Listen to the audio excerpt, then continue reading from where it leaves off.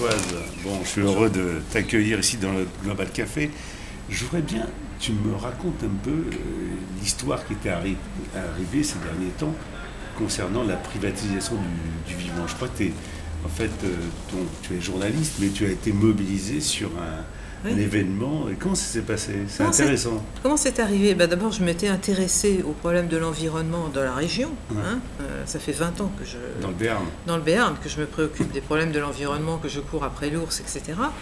Et que je vois les relations, les conflits de territoire, sur le territoire. Bon. Et puis, deuxièmement, il s'est agi de préparer la PMM, les rencontres de la PMM. L'année dernière, on a fait une répétition générale. Oui, ici, à Oloron. À Oloron. Et lors de cette répétition générale, à brûle-pourpoint, on m'a dit « Françoise, tu vas présenter les institutions internationales ». C'est ce que j'ai fait. J'ai présenté l'OMC, il y en a qui ont découvert la propriété intellectuelle, comment s'approprier le vivant directement par la propriété intellectuelle, etc. J'ai parlé de la GCS, etc.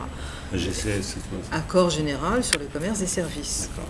Donc ça, c'est dans le cadre de l'OMC. Ça, c'est dans le cadre de l'OMC. Mais j'expliquais vraiment un peu ce que je savais de l'OMC, parce que je n'avais rien préparé.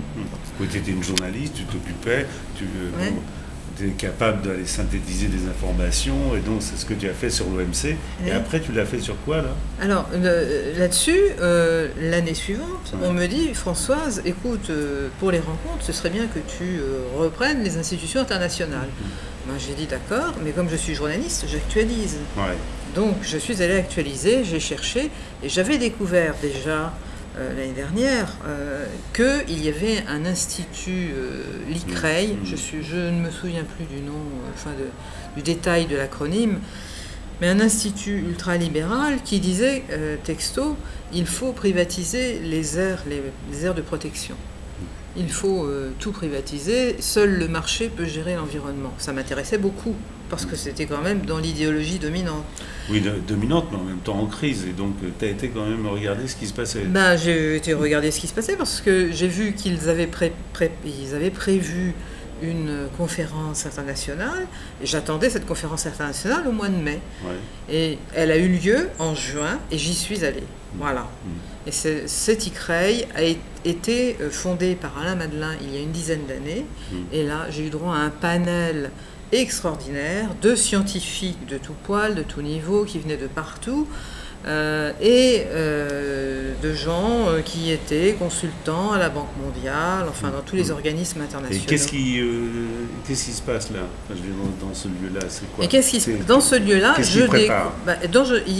ils reprennent tous les points qui vont être discutés à la CDB, ça je l'ai découvert après, c'est-à-dire à la Convention sur la diversité biologique qui est renégociée à Nagoya en octobre.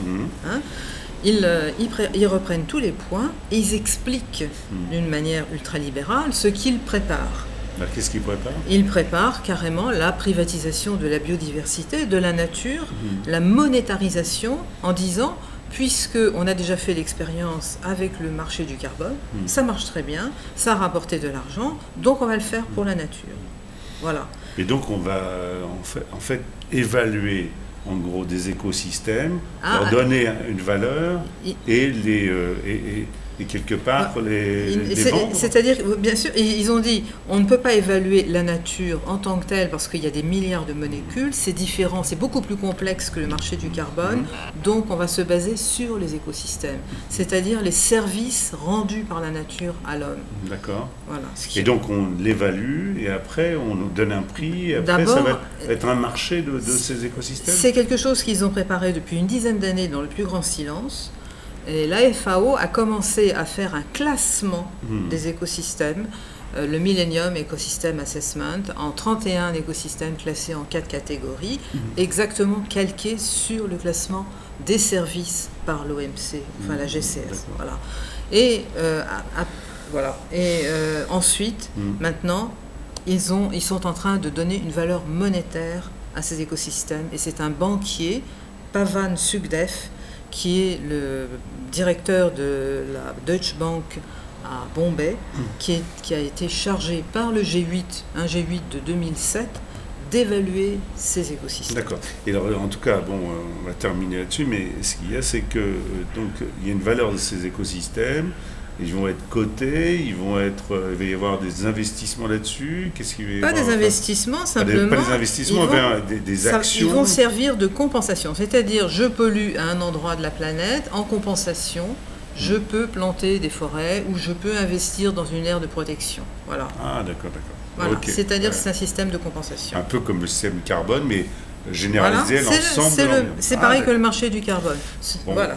Ben écoute, vraiment, là, c'est une découverte assez étonnante et qui a beaucoup de conséquences. Et je crois qu'on va être amené à en parler, en tout cas, essayer de comprendre encore plus, d'ailleurs, ce système qui risque d'être mis en place, mais je pense pour lequel il faut vraiment se mobiliser pour le comprendre et peut-être résister contre. Et surtout résister contre. D'accord, voilà, très bien, merci.